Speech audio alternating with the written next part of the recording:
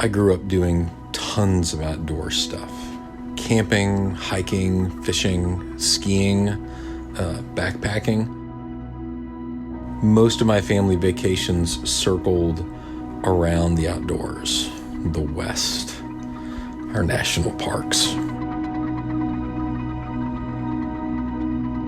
Hunting actually came much later in life for me. I really didn't start hunting until I was in my mid-20s.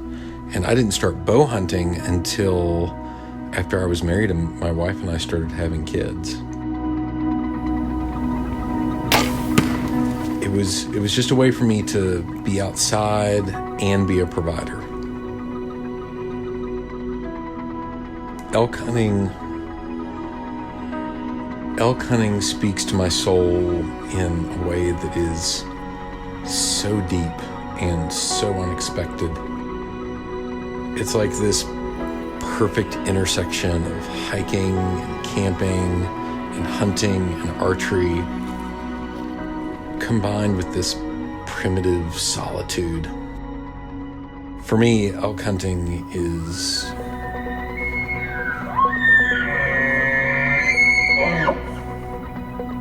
perfection.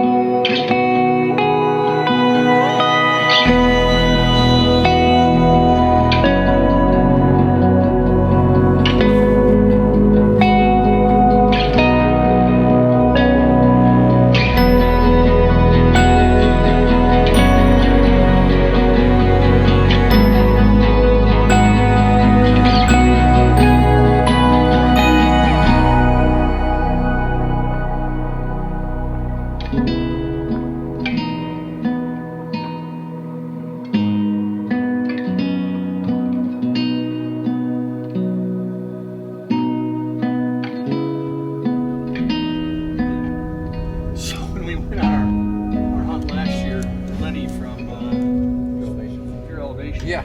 Is that the guy with the kind of scruffy beard? No, that's Tyler. That's Tyler. He's the tall one. And try to not hit your forehead on that.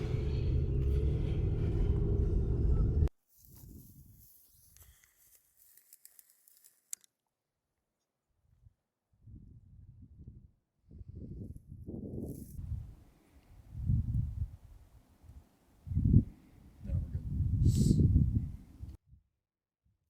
I'm amazed at how separation from the daily rat race can be so energizing, so renewing.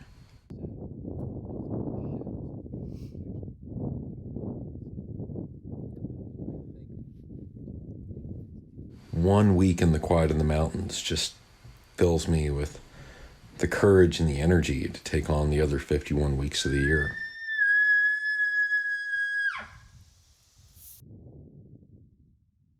I'm totally separated from everyday worries.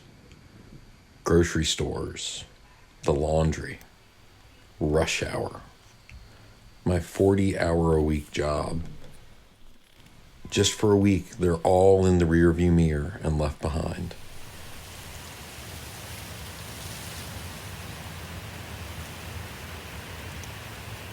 The focus becomes pretty simple. It's the basic things. My next footsteps, the direction of the wind, the timing of the thermals, the decision of whether to push forward through the brush or circle for position.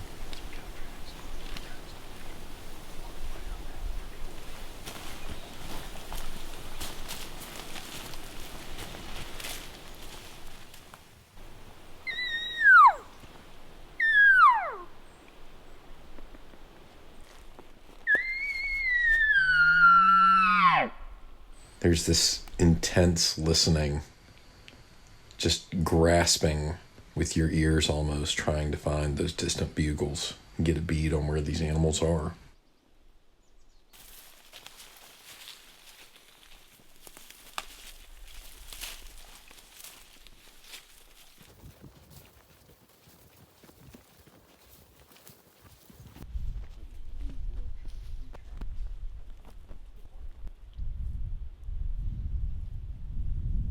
I really think that you're going to be hard-pressed to find a moment where you're more truly present than what you'll experience hunting the mountains of the American West.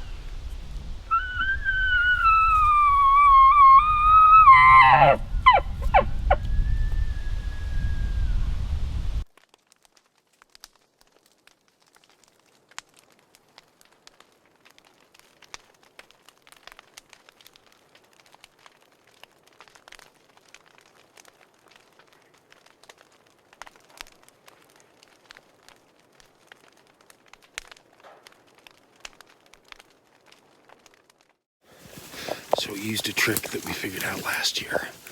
This bull was bugled several times, and we shot azimuths from 3 different locations when he bugled. We've got him pretty much nailed down to where he is. Oh, stick on my arrows. But he's coming to us with a wind that doesn't work for us. So we're dropping down, hooking around, trying to get ahead of this guy. We are hustling.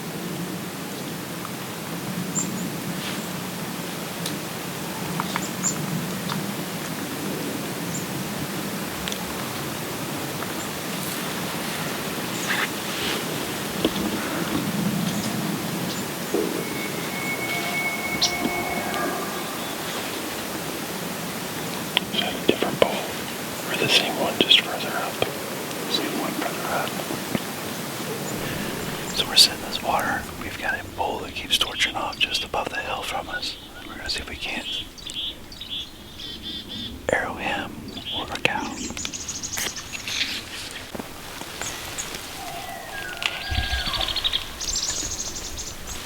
That sound closer to you.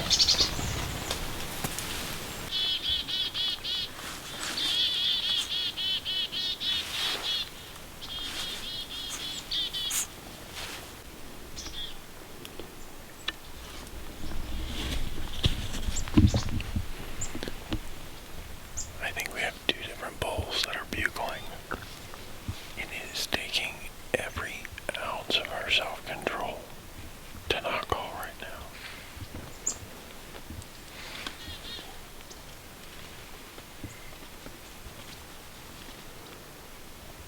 Especially since we heard twigs snapping up there. And they are again. They're so close. I want to call so bad. Not gonna do it.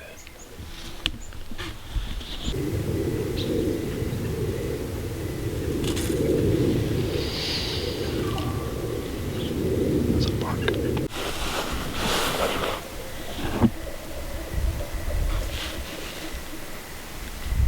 Got it.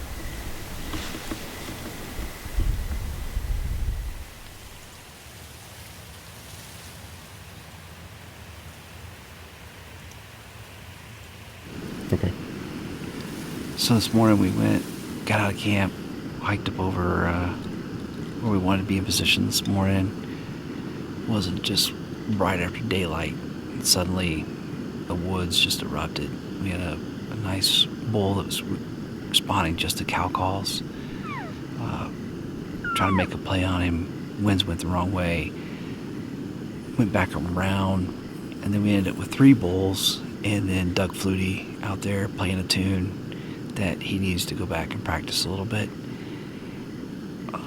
We've come down a spur, and we're getting closer to that bull. We think he is bedded with some cows because he's not moving. And busted some brush, taking a lot of game trails. So far, knock on wood, no blowdown.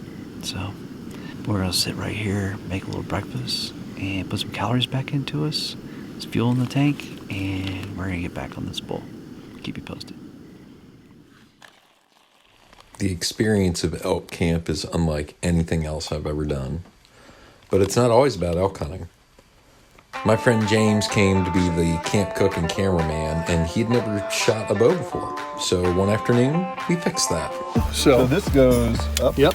You take, well, no, this does not go up, not yet. So you click this off. Okay. So that goes Yep. first. Okay. One of these veins, doesn't matter which, but I usually put it like this. Some people put them out like. It doesn't matter once you get clicked in there. And yes, you have a shorter draw length than me and Joe. You have about a 27-inch draw length. I figured Because you're fishing back here. You were fishing back here, but it's okay. It has to be. It has to be, you know. There you go. Dude, still getting it though. Holy There smokes. you go, nice. When you're ready, just squeeze that trigger.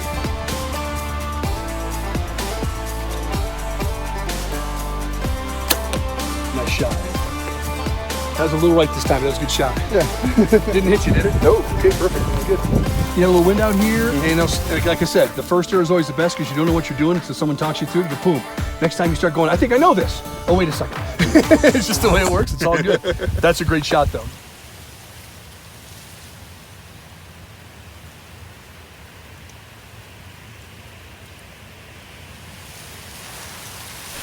So we just met a local guy named who knows this herd really well. Told us about the bull, told us about the satellites, said it's got 10 cows or so.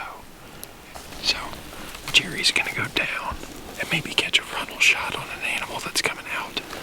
We're gonna stay back here. The main trail runs right here.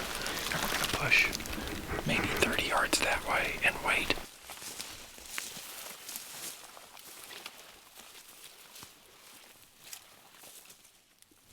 The difficult part about hunting public land is that there are other hunters that have the exact same access and privilege as you do. Walking around up there. Sometimes those hunters have similar hunting tactics to you, and sometimes they're very different. Our plan was to find this pinch point and slip in quietly and sit tight and be completely silent, and another hunter wanted to call, and he called a lot.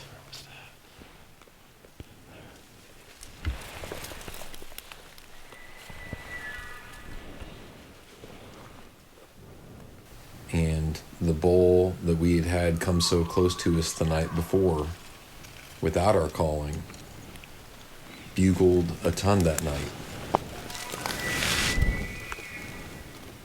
But he never came any closer than 300 or 400 yards.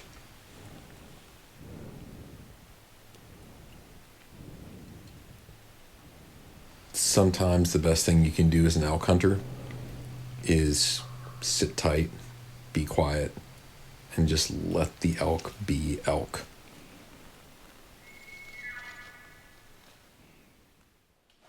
It's the last day of the hunt. We're a few hundred yards above our water source. We heard the bull moving his cows across right here. I think what we're going to try to do is pop up, find a game trail so that we can move quietly. Just see what the wind is doing. If the wind's in our favor, we'll try to creep in on them. If it's not, at least we know where it is and we can use it in the future. But either way,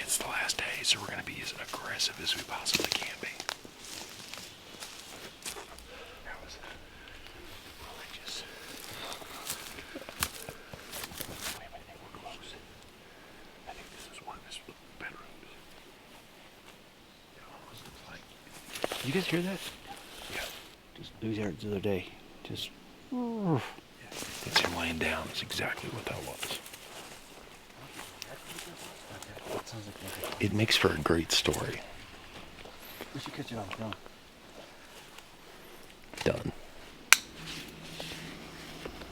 We had another morning where we had shot some azimuths and figured out exactly where this elk was bedding with his cows. Marked a spot on the map, and then it was a race with the thermals.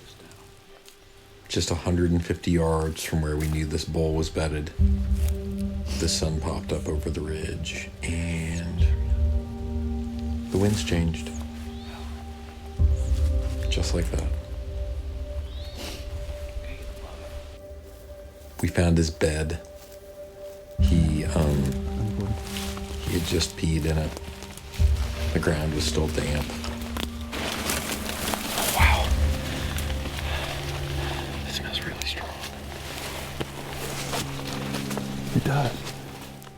The disappointment was just all over our faces. It was definitely the low point of the hunt. Every step that we'd taken, everything that we'd done since 4 a.m. had been blown because we couldn't cover that 150 yards left fast enough. The only thing left to do was get down off the mountain and regroup for the evening hunt.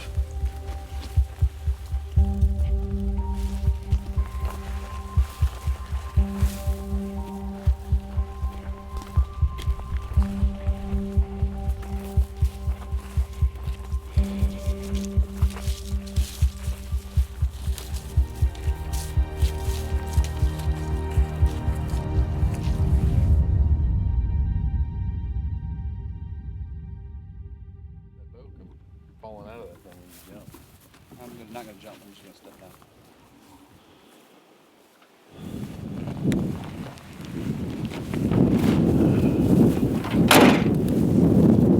Right. Let's do this.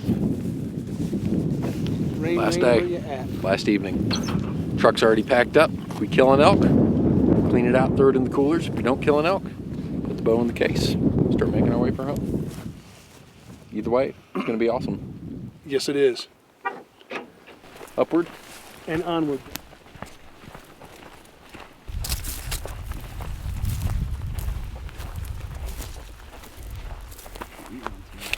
Let's go make it happen.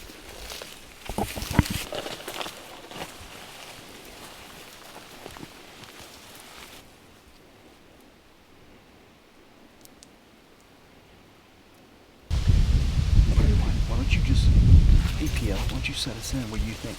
Okay. You ready? Yeah. And that way everybody knows where everyone is at. I don't want an arrow stuck. You guys follow me. I want to get you right around here. I want to get some knocked off. So there's another hunter sitting at the pond who's looking for a black bear tonight. We're not wanting to crowd him. But this herd has been so pressured, I think the chances of them coming to the opening where the water is pretty slim. So we're here. Jerry and Joe are that way. And we're covering everything pretty much from sort of 11 o'clock all the way around to this side. We're not going to shoot that direction because the other guys are over there. We're going to clear this out so that it's nice and quiet. That way we can kind of move around and stuff. It's still only like 5:30. This bull's not going to sound off for another 45 minutes. It'll probably be an hour before they start moving down. So we're just going to prepare and be really quiet.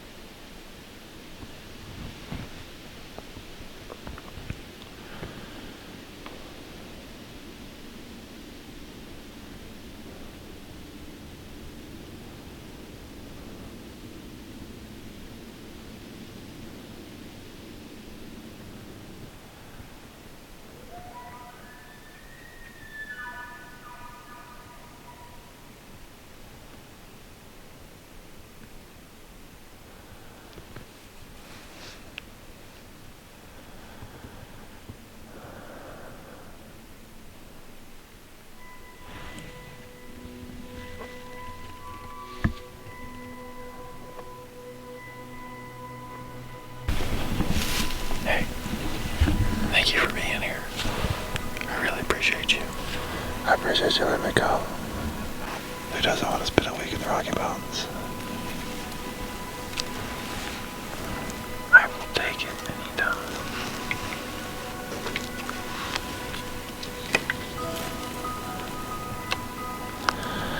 I feel like the band on the Titanic. Gentlemen, it's been a pleasure. I wish we could stick around to keep playing, but this deal is done. Look at the sky. It's beautiful. I hate that I'm not going to see the stars tonight.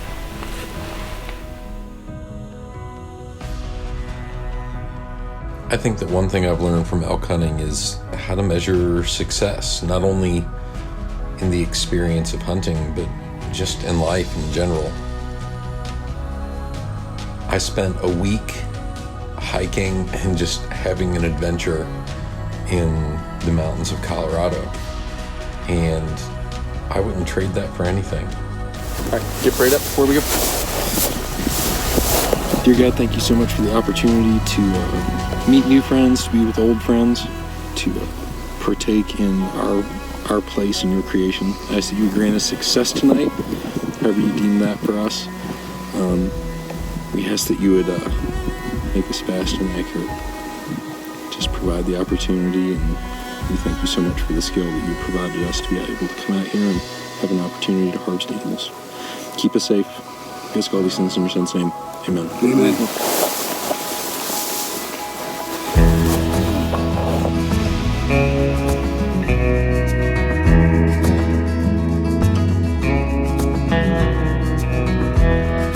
When the sun is rising, your shadows fall behind.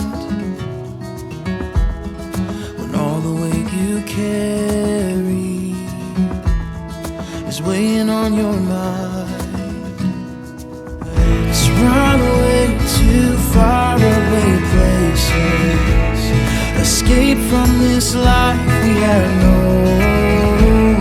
Your eyes on new worlds to discover. Your heart is the place I call home.